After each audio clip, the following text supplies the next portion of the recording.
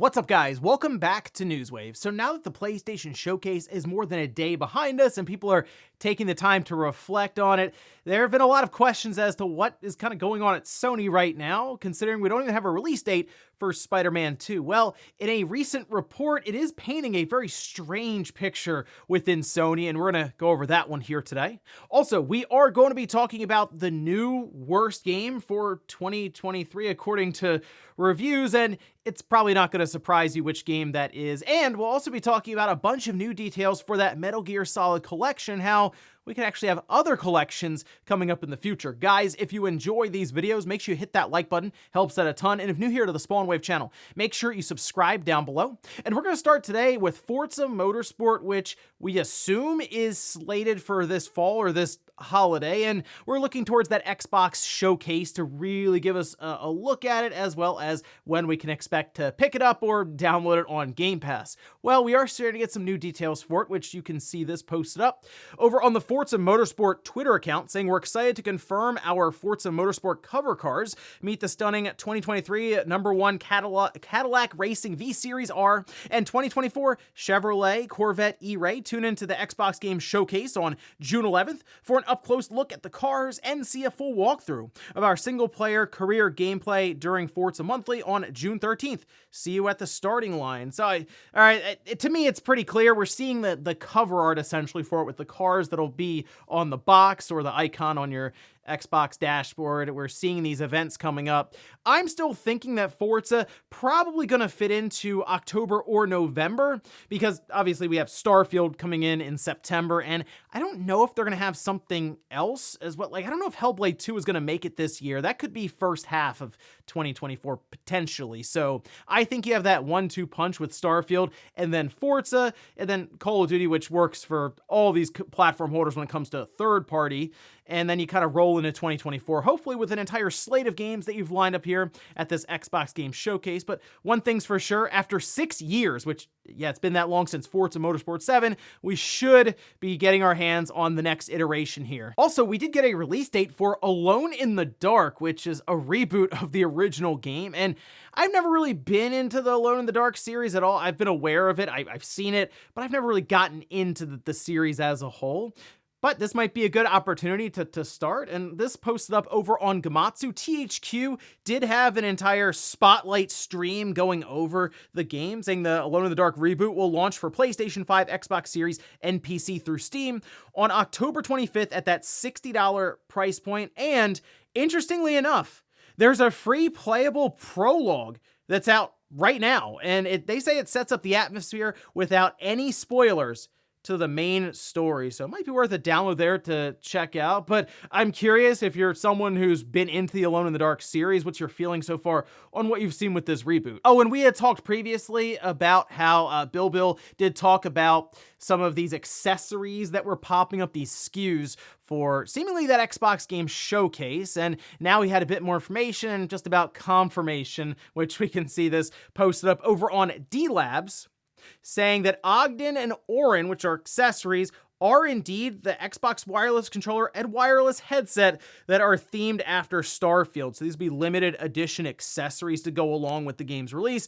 They say it will indeed be revealed during that Xbox Game Showcase on June 11th. So if you're holding out, looking for a wireless controller maybe themed around Starfield, won't be too much longer for that reveal, and I guess they'll launch it next to the game, although technically the accessories can come out at any time, and maybe even on the build up to the game itself. But pretty cool stuff there if you're someone who's been following along with Starfield and you wanted to have a headset and a controller that's themed around the game in this big time release for Xbox later this year. Keep an eye out there in that showcase. And guys, with some of the quick news out of the way, let's get into the bigger stuff. Let's start right away with Sony and their most recent PlayStation showcase that didn't exactly go over well online. Not that everyone necessarily hated the showcase, but I think it certainly let people down based on the expectations that were set really by the internet, but also the lack of big showcases for almost 2 years from Sony themselves. And it seemed like all the pieces were lining up for them to showcase the second half of the PlayStation 5 generation with a big first-party blowout. And in fact, they had 4 first-party games there, and 3 of them were shown off through brief CGI trailers that really didn't give us an explanation as to what the game's direction is. So, when the question starts coming up, is this the only showcase for this year? Well, it does have people talking. For example, Tom Warren over on Insider Gaming released an article simply saying PlayStation needs a second showcase this year. And in this article, he does start to talk about some of the things that seem to be lining up behind the scenes. And Tom Warren's stock right now, there over at Insider Gaming, I will say, is at an all-time high because he was the only source really for that streaming handheld, even though it sounded really weird to everyone, even saying, oh, it's Project Q, looks like a DualSense controller with the tablet between it. And that's exactly what it was, right? And it is indeed coming out this year.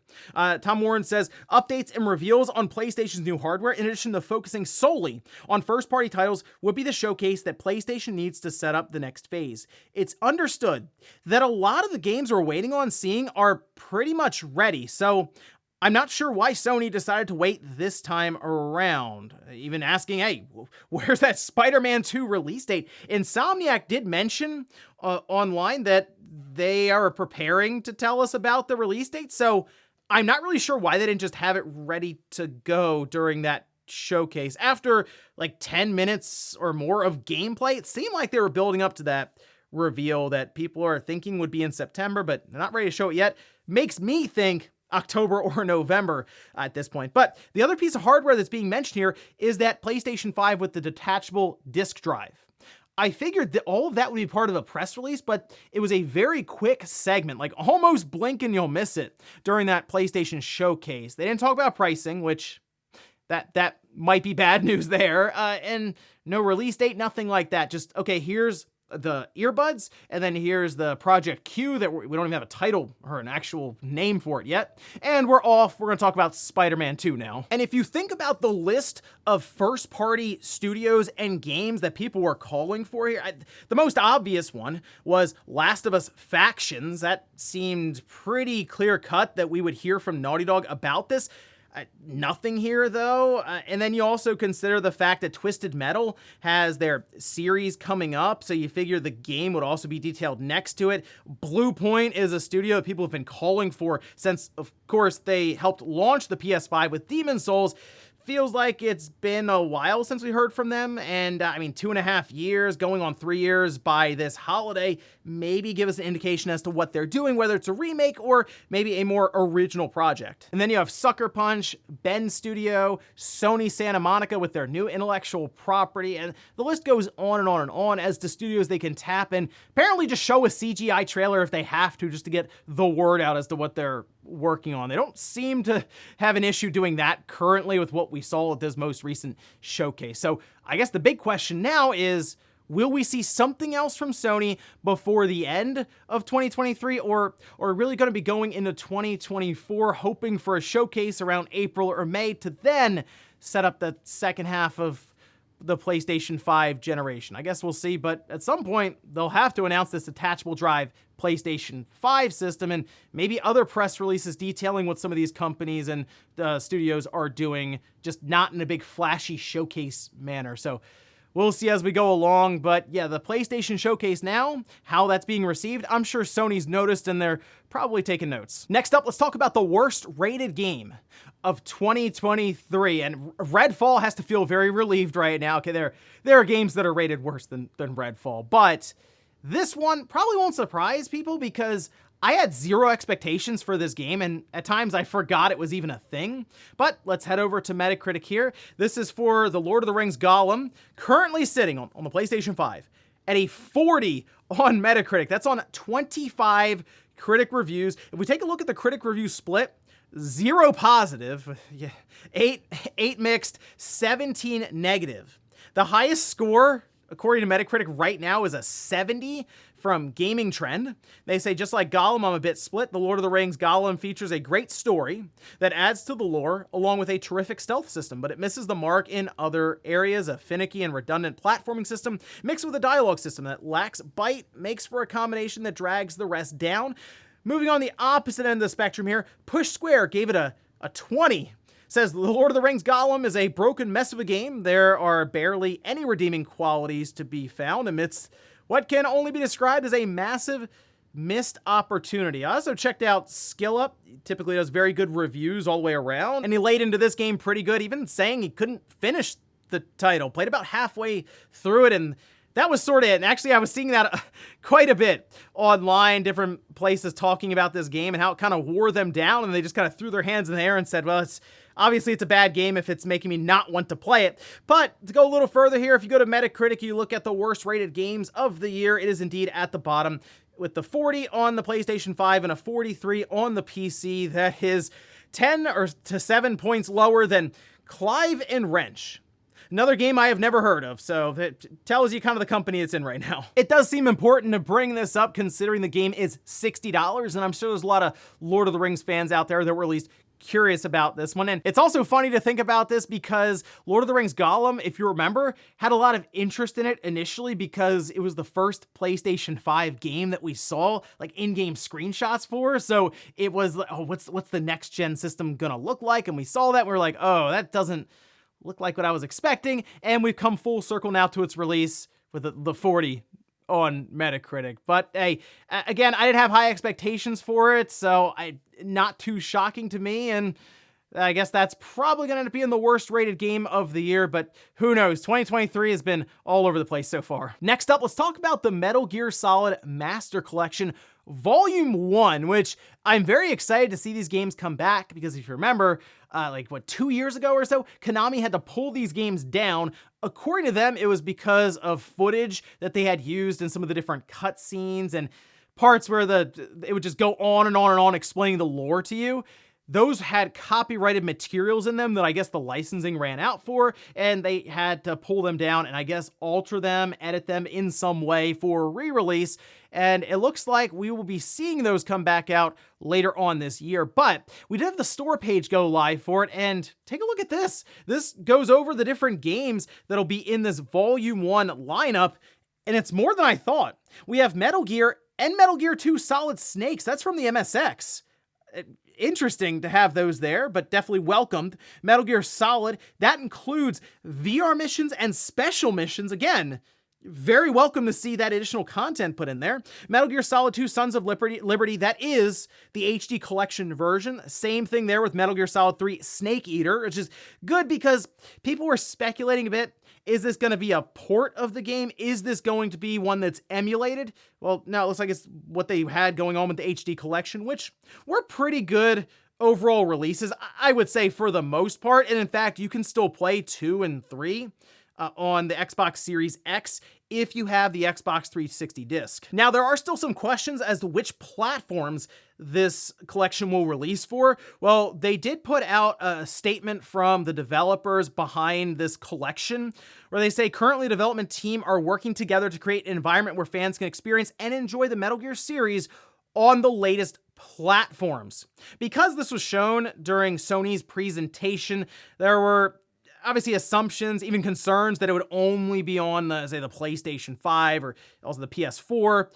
Doesn't look to be the case. It seems like they're going to put this everywhere they can, and I think that's great for the Switch, considering the only other portable version of this we have, I know people say the Steam Deck, sure, but I mean, for like these console manufacturer stuff, is the Vita. And that version, while it works, does have frame rate issues and issues with the visuals and stuff being a lot lower than what would be possible on the Switch. And I think that'd be a very interesting build of this game running on that Tegra X1. But certainly the part that becomes very interesting here is the fact that this is Volume 1, which implies that we will see other collections down the line. And it makes me wonder, what would go into, say, Volume 2? Would they look towards the PSP? Maybe some of the things they did there with Portable Ops, Peace Walker. Could they do Metal Gear Acid? Put that in the mix and they have a nice little collection of all the portable Metal Gear adventures.